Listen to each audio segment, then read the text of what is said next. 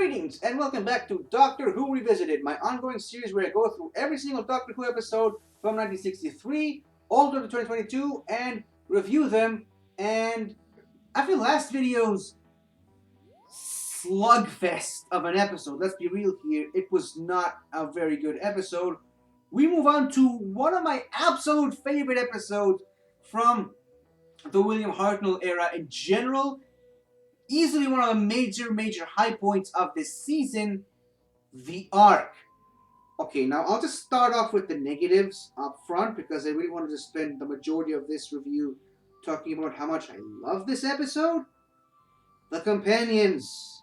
It's one of the weakest eras for companions ever, and that's actually saying a lot coming from me, but Stephen and Dodo, two of my least favorite companions. There's a really big list of my least favorite companions. Really, when you really stop and think about it, the only purpose that these two characters served in the story is for the conflict. Dodo shows up on a futuristic ark of a ship carrying the last of humanity to a new home. She's got a cold, and she somehow manages to infect all the other humans and endanger the future of humanity. So yeah, she almost ended the future of the planet Earth before it even had a future. And then Steven's whole purpose, at least in the first two episodes, was to get sick himself to give the Doctor an excuse to start curing him. And again, Steven is just a cheap version of Ian, because Ian also got sick in the Sensorites episode. A much better character, by the way. Wouldn't say it's a much better episode, but it's just, again, Ian could have done that better. I don't know what else to tell you about this guy. I do not like Stephen. Thankfully, we've only got a few more episodes before he's finally out of the show for good. But positives. Zen. I am Zen. Let's try to stay positive. I love this episode. I love the idea of just millions and millions of years in the future when the Earth is dead. Obviously, nowadays we have more scientific evidence to know what actually happens, or more specifically the time of when that is going to happen. And yes, we do have other stories taking place in and around that time, exploring and re-exploring the end of the world in the far, far future. But still, in the 60s, that's how they thought the end of the world would be. And I think the idea that they came up with is actually really, really good. Just having a big, massive ark with every single plant life and wildlife still around on Earth at the time, that's really a fascinating concept. And I love that they named it the Ark based on Noah's Ark. And yeah, well, I guess it was kind of Dodo's idea, whatever. The monoids. I love the monoids. I don't know what it is about them. They just look great. I don't know what to tell you. I love the way the monoids look. I love the one weird eye and the awkward looking caveman hair and all the scaly look. And just some people might be turned off by just how incredibly cheap and low budget it looks like. I don't know what to tell you. I love it. I love the costume design for the monoids. The creature design for the monoids, I should say. And more on the monoids later. I loved the old guy, the old man in the episode. I apologize, I can't remember his name at the moment. But I just loved, first of all, the acting from that guy is really, really good. But on a separate note, I just love his determination for the mission and just his calm sereneness in the face of adversity. Even when he's effectively dying from a disease that was wiped out thousands of years ago, he still believes the Doctor and friends are the good guys. He still believes that they have good intentions, as opposed to the other douche that he rubbed them the wrong way from the moment he saw them, and just spent the majority of the two episodes trying to blame them for everything bad that's happening. The other two characters, I just love how they didn't assume the worst from the Doctor and friends, despite all the evidence to the contrary, and it ended up saving them in the end. That's how they allowed the Doctor to experiment and concoct a cure. And I love how they edited that, just saying that they revealed exactly what is the cause of the common cold and exactly what they needed to do to cure the common cold, but they didn't tell that to the audience. That's really, really clever editing. Love that part of the episode. Just another positive, the design of the ship is really good. The naming of the episodes, the individual episodes, I should say, really, really good. The Steel Sky, the Plague, the Return, and the Bomb. I love the way they named those episodes, and I love that this is the one episode, well, one of the episodes that actually shows you time travel in action, because the Doctor and friends leave and then come back 700 years later. Now, at this point, again, it's still unknown if the TARDIS landed in the same place seconds after they left, or if they had a few other adventures and stories in between. Even though Dodo and Steven are still wearing the same clothes, that's a very important detail to point out here.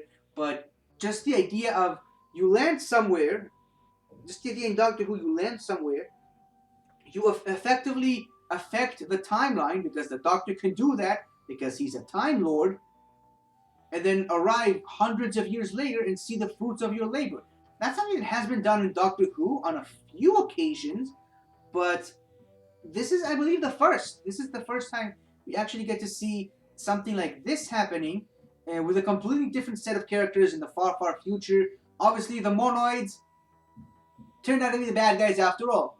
This sometimes usually happens in Doctor Who, where the obvious evil-looking alien creature is actually a kind, benevolent character until they're not. Until the rug is pulled under your feet, and you realize that nope, they were actually conspiring to be the bad guys all along. I just love their voices. I don't know what it is. I love the monoid voices, and considering that at least one of the people doing the voices is Roy Skelton, who actually did the voice for the Daleks back in those days, is just icing on the cake for me. It's just it really just firmly establishes that Nicholas Briggs is the heir apparent to Roy Skelton, not just because he's doing the voice of the Daleks, but because he's doing the voice for other aliens in the era of Doctor Who that he happens to be active in. Once they finally land on Refugius, again, it goes back to that William Hartnell aesthetic that every episode, almost a completely different setting. I guess the first two episodes on the Ark, then the third episode, future of the Ark, and then the fourth one actually on the planet itself. I really like that, the way that they did Doctor Who stories back in those days, and obviously the plot of the evil plot of the monoids is revealed. I love the Refusians. I love that they just really explore the concept of formless beings that could be anything. We never actually get to see a confirmed shape for the Vizians and later the Spyrodons. We do actually get to see how they look like if they weren't invisible, or at least a estimate of what they're supposed to look like. We never get that for the Refusians. Obviously, there's that moment where he's in the launcher, and you can kind of see that he's about human size, and one of them sits in the chair, so to give us a sense of scale that maybe they are also humans. And then one of them just moves the statue. Not really sure if he's doing that with his mind, or if he's really just that big, or just has the capacity to change his size to move objects that big on his own. But yeah, I love the ambiguity of the Refusians. The Refusians are really fascinating to me, and again, it's just not every alien species in the universe has to be bad.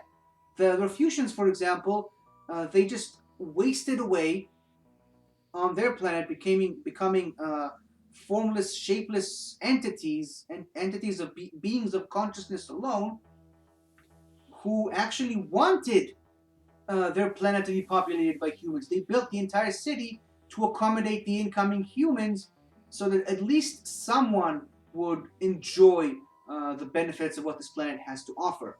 I wonder if that was a really good idea from the Refusians, by the way, because probably someone should have informed them how badly the humans have treated their own planet millions of years prior to that. But I guess it's in the far future, and humanity doesn't do that anymore. But yeah, I loved the brief monoid civil war, which actually led to peace between the new humans, or rather the future humans, and the monoids. And yeah, again, not much else to say here. Dodo and Steven are still getting on my nerves. Really, the only service they had in this episode was just to get sick, get everyone else sick, and get sick again to cure everyone. And I guess Steven helped organize a rebellion, but again, Vicky already did that in the Space Museum, and she did it way better.